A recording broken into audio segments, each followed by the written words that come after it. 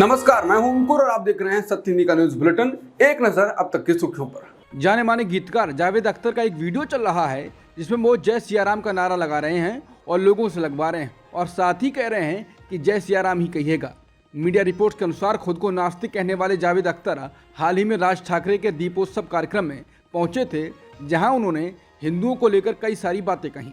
कहा जा रहा है कि गीतकार ने कहा कि वैसे तो मैं नास्तिक हूं, लेकिन मैं मर्यादा पुरुषोत्तम राम का बहुत सम्मान करता हूं। मुझे इस बात का गर्व है कि मैं माता सीता की भूमि पर पैदा हुआ हूं।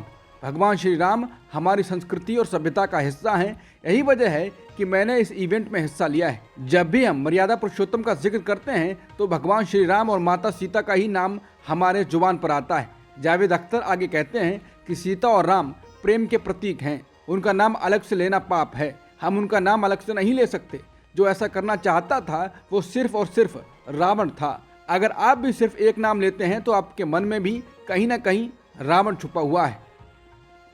कर्नाटक में बीजेपी का जेडीएस के साथ गठबंधन का खामियाजा बीजेपी को भुगतना पड़ सकता है। इस गठबंधन से बीजेपी और जेडीएस दोनों तरफ के नेता नाराज हैं। जेडीएस के उपाध्यक्ष ने पार्टी से इस्तीफा पहले ही दे दिया तो वरिष्ठ बीजेपी नेता सदानंद गौड़ा ने भी खुलकर अपनी नाराजगी व्यक्त की है। इस बीच अब कांग्रेस के वरिष्ठ नेता और मुख्यमंत्री सिद्धरामैया ने कहा है कि जल्द ही भाजपा और जेडीएस विधायक कांग्रेस में शामिल होने वाले हैं। सत्तारूढ़ पार्टी के किसी भी प्रकार के दबाव के बिना भाजपा जेडीएस के कई मौजूदा विधायक, पूर्व विधायक और कई नेता कांग्रेस में शामिल होने जा रहे हैं। वहीं ऑपरेशन हस्त को लेकर उठे सवाल पर उन्होंने कहा, कोई हस्त नहीं, कोई ऑपरेशन नहीं, इस तरह के कार्य करने का कोई सवाल ही नहीं उठता। जो भी पार्टी में आया उसका स्वागत करेंगे। इसके बाद डिप्टी सीएम डीके शिवकुमार ने कहा है कि सिद्धरामैया की टिप्पणी सच है, मैं इससे इनकार नहीं करूंगा। इसलिए मैं कह रहा हूं कि 15 तारीख को हमारी पार्टी में नेताओं का आगमन होगा। हालांकि डीके शिवकुमार ने उन नेताओं के नाम बताने से इनकार कर दिया जो कांग्रेस में शामिल होंगे, लेकिन साथ ही ये भी वादा किया कि 14 नवंबर की शाम को सब पता देंगे। इसके बाद कहा जाने लगा है कि बीजेपी और जेडीएस में बड़ी बगावत होने वाली है। ऑपरेशन लोटस के उलट कांग्रेस ऑपरेशन पंजा कर रही है।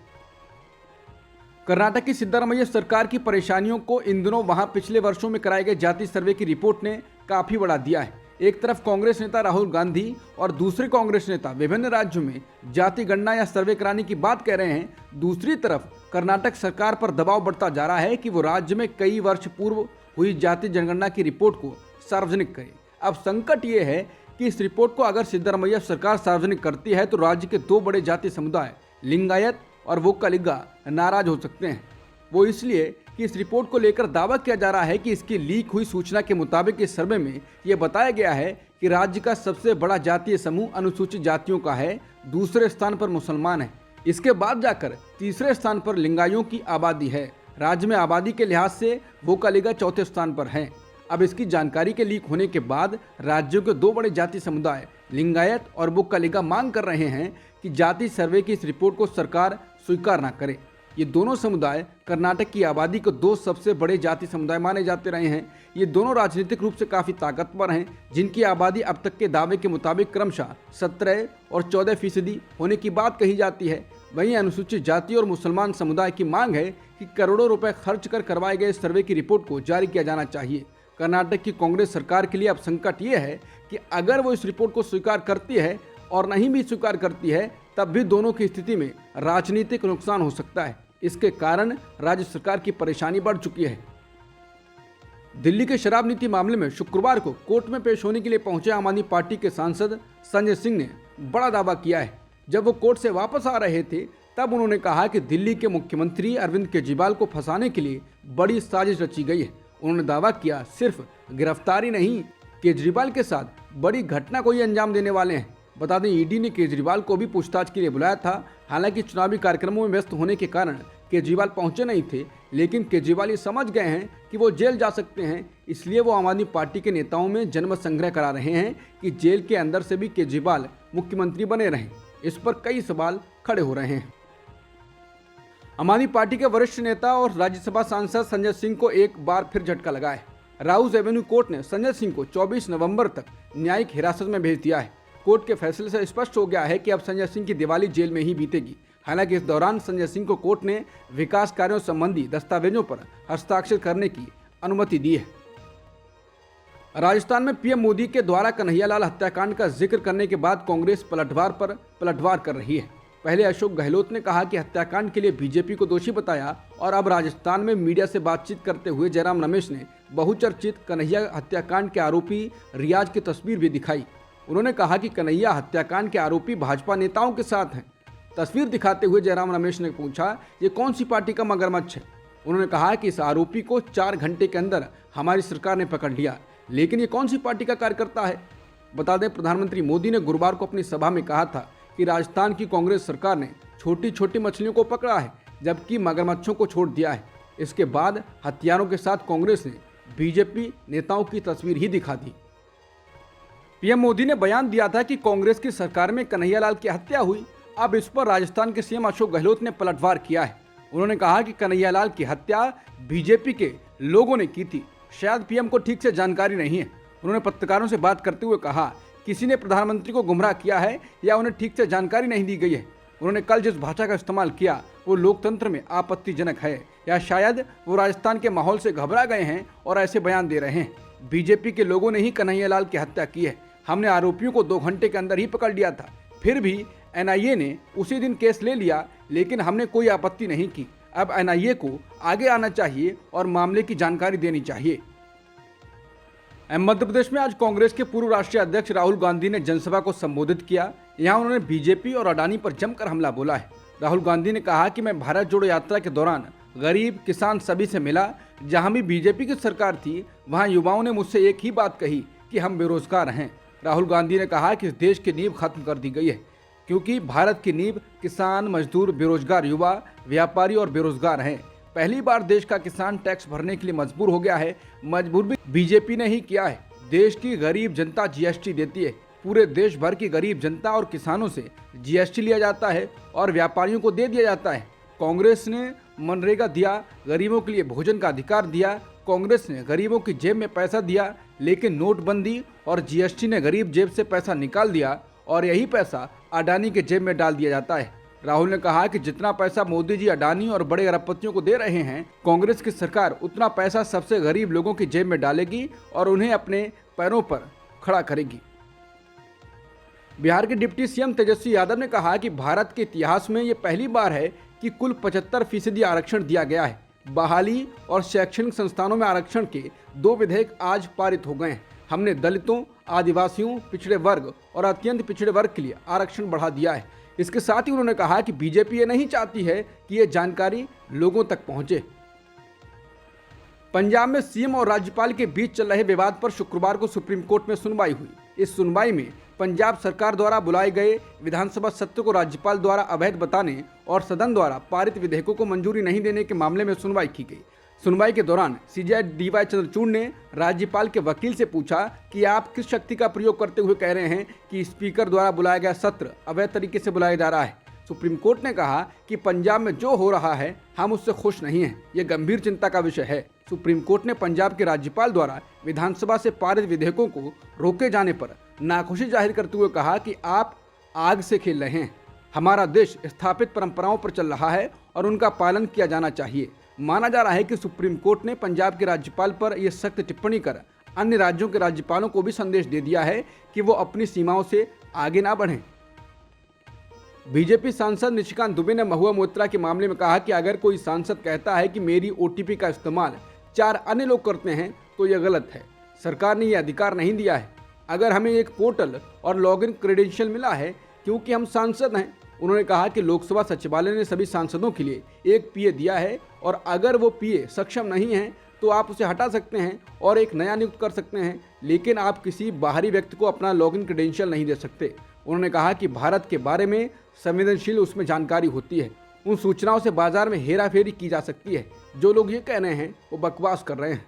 महुआ मोइत्रा पर पैसे लेकर सदन में सवाल पूछने के आरोप पर लोकसभा की एथिक्स कमेटी ने गुरुवार को अपनी रिपोर्ट सौंप दी, लेकिन इस कमेटी के सदस्य और जेडीयू सांसद गिरधारी लाल यादव ने कहा है कि कमेटी ने बिना ठीक से जांच किए रिपोर्ट बनाई और सचिवालय को सौंप दी।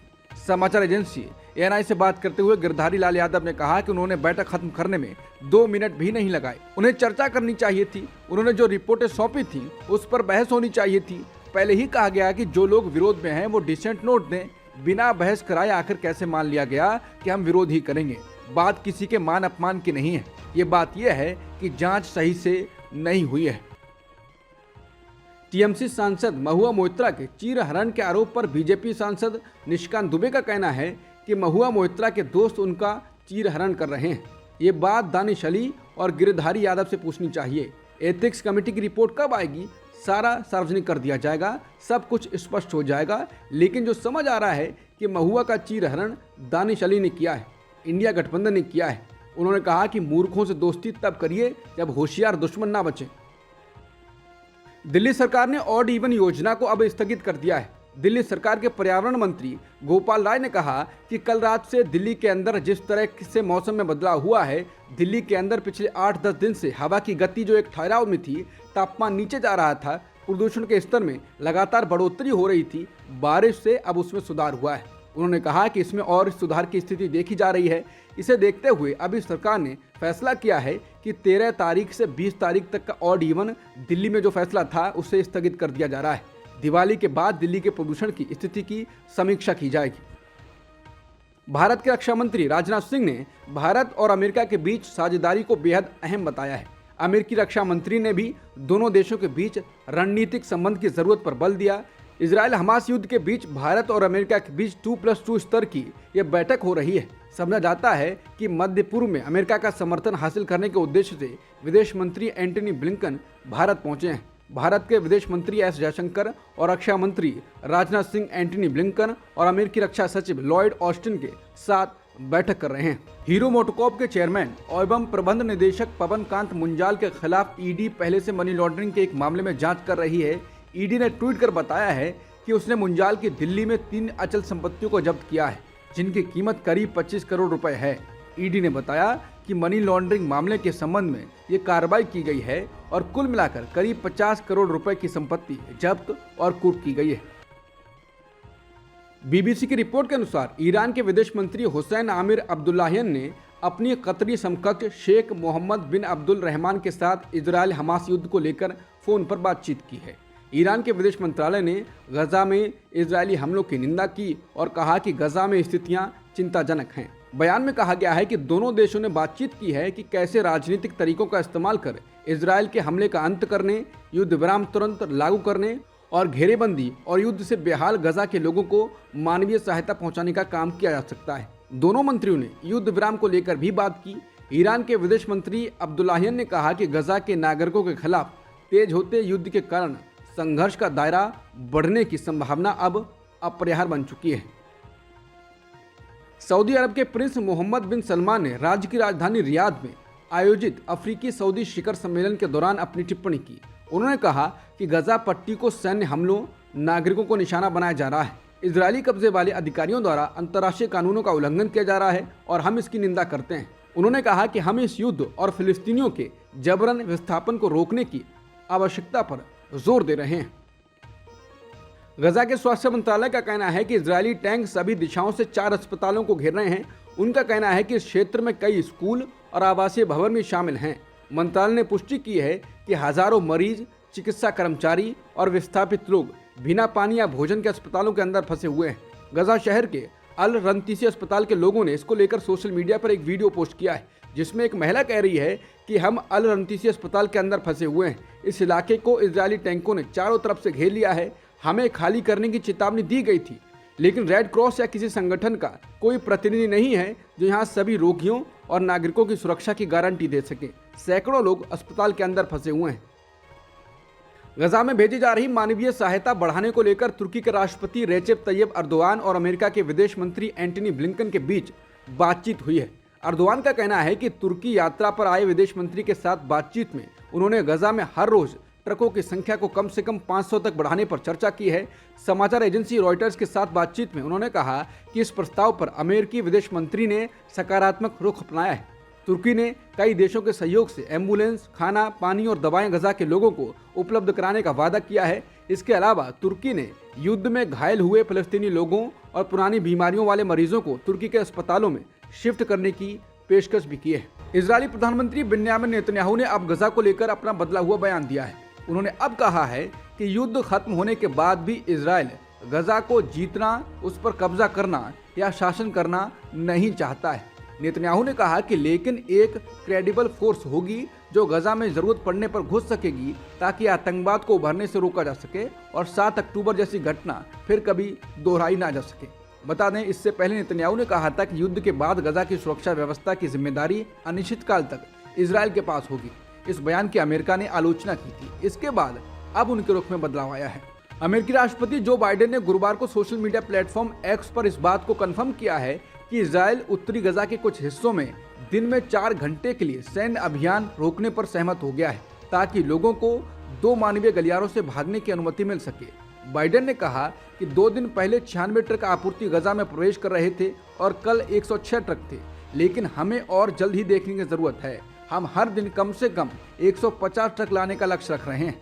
अमेरिका की राष्ट्रीय सुरक्षा परिषद के प्रवक्ता जॉन किर्बी ने बीबीसी को बताया कि अमेरिका इस तरह के मिलिट्री पॉज की अवधि को बढ़ाने के लिए इजरायल से बात करना जारी रखेगा। उनका यह भी कहना है कि गजा में रखे गए बंधकों की रिहाई के लिए सुरक्षित मार्ग को सुनिश्चित करने में लंबे मिलिट्री पॉज की जरूरत होगी। अब तक की सुर्खियों में इतना ही। बाकी खबरों के लिए बने रहिए सत्यहिंदी.com के साथ।